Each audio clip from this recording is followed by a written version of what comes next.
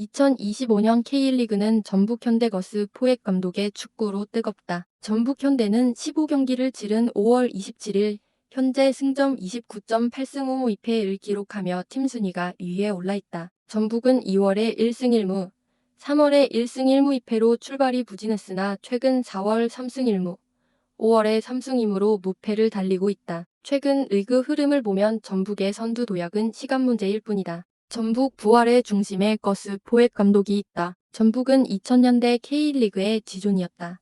닭공축구라는 신조어를 만들며 2017년부터 2021년까지 5연패를 차지한 것을 합쳐 통산 9차례나 우승한 대한민국 프로축구를 대표하는 명문이다. 이 명문 구단인 전북이 10승 12무 16패로 2024년 10위로 추락.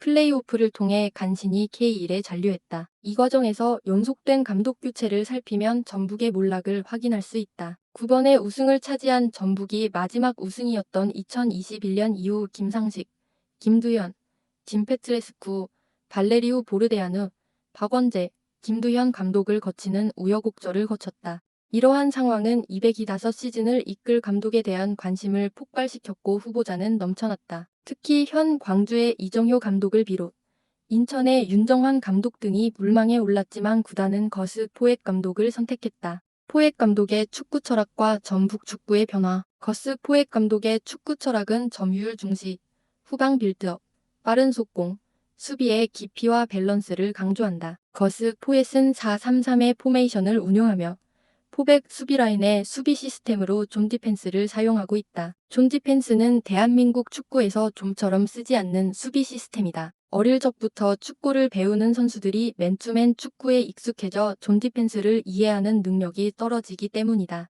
이 수비 시스템을 거스 포엣은 전북에서 능수능란하게 구사하며 승승장구하고 있다. 포엣의 존 디펜스 성공을 눈여겨볼 필요가 있는 이유는 다음과 같다. 전북이 쇠락한 이유 중 하나는 탄탄한 재정을 바탕으로 국내 최고의 선수를 끌어모으다 보니 개성이 강하고 자기중심의 선수가 많다는 점이었다. 이로 인해 팀워크가 쉽게 무너지는 경향이 있었다. 또 하나의 문제점은 나이 많은 선수들이 주전이라 체력이 떨어진다는 점이었다. 포획 감독은 이를 개선하기 위해 포백 라인을 구축하고 라이트백에 김태환, 센터백에 홍정호, 김영빈 그리고 레프트백의 김태현을 주전으로 활용하고 있다. 이러한 노장들이 전북 추락의 최대 약점이라고 판단했던 국내 지도자와 달리 이들의 경험과 노련미를 극대화하기 위해 지역 방어의 전술을 선택한 것이 주요했던 것이다. 이들이 맨투맨 수비 시 상대 공격수를 따라다니며 허비되는 체력의 소진을 막기 위해 지역 방어를 펼치는 동안 포백 앞에 서는 3명의 미드필더는 20살의 강상윤,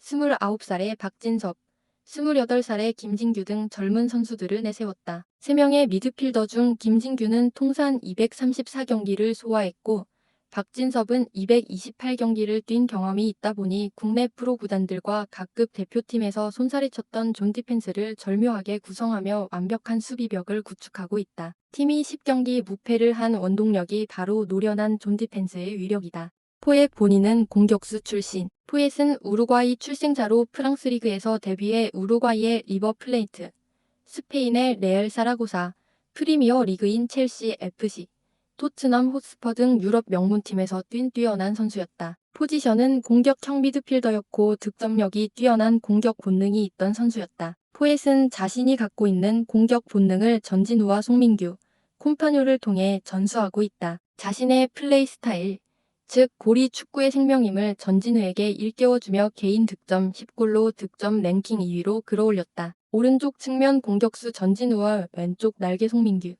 최전방 195, 장신의 이탈리아 공격수 출신의 콤파뇨, 그리고 교체 멤버로 가동하는 190의 장신 브라질의 티아고 등의 공격 라인 구축은 상대팀 모두에게 공포의 대상이 되고 있다. 거스 포획 감독은 현재 국내 K리그의 감독 중 가장 뛰어난 지도자로 평가받는다. 난파선과 같던 전북을 빠른 시간 내에 수습하고 팀 선수의 약점을 극복하는 전략과 전술 개발에 대한 평가를 통해 입증하고 있기 때문이다. 전북은 거스 포획이 오기 전 많은 감독과 대행 등을 기용하였지만 실패를 거듭했다. 전북의 포획 사례에서 알 수 있듯 감독의 역할은 절대적이라 평가한다. 포획의 능력 중 경기장에서 드러나는 요인 외에 기업의 인사, 조직 등을 대입해 볼 수 있는 코칭 스태프 고용과 관련된 사례를 들 수 있다. 국내에서 전북의 감독 후임자로 거론되던 국내 감독들을 배제한 후 포획 감독 선임 과정에 적극 관여한 전북 이도현 단장의 증언은 매우 중요한 감독 선임 성공 사례로 판단된다. 전북 모비스 농구단의 통역으로 시작해 양궁협회 사무처장, 부총장 등의 경력이 있는 이 단장은 포획 감독을 만나기 위해 직접 런던으로 날아갔다고 한다. 통상적 미팅 형식이 아니라 이 단장이 구단이 분석한 전북의 문제점을 먼저 포획에게 프레젠테이션을 하고 인터뷰를 했는데 놀랍게도 포획 감독은 이 단장에게 자신의 비전, 코칭 철학을 설명하고 코칭 스태프 구성 권한 등을 요구하였다고 한다. 자신의 연봉 100만 달러 추정은 중요치 않다고 하며 자신이 전북 감독을 희망하는 것을 전북 프로젝트라 표현했다고 한다. 포엣은 쇠락한 팀을 정상화하는 프로젝트에 참여하고자 하는 의사를 분명히 표명하며 자신이 호흡을 같이 할 외국인 코치들의 희망 연봉 수준을 반영해달라. 국내 축구에 대한 정보와 선수들과의 문화적 갭을 메워줄 한국인 코치를 구단이 선임해달라.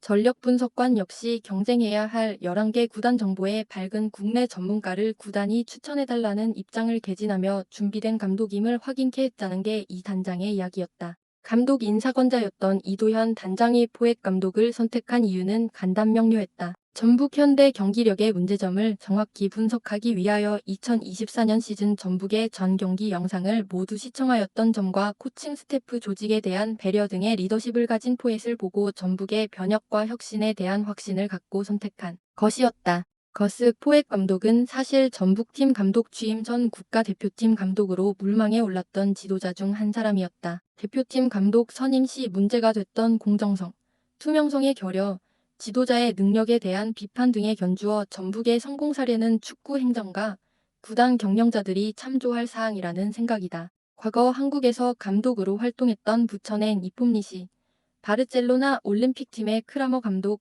러시아 출신의 비쇼베츠 감독 등도 필자가 직접 만나 인터뷰 등을 통해 겪었던 바로는 지식과 정보, 축구에 대한 철학이 매우 뛰어난 지도자였다. 이 지도자들이 더 큰 족적을 남기지 못한 것은 암묵적 카르텔 때문이었다는 점 역시 일깨워주고 싶다. 일본의 제1리그 팀에서 성공적으로 팀을 이끌다 유럽의 명문팀으로 자리를 옮기는 부러운 현상이 한국 프로축구에서 이루어지는 일을 꿈꾸어 본다. 그 시작점이 바로 거스 포엣이 아닐까?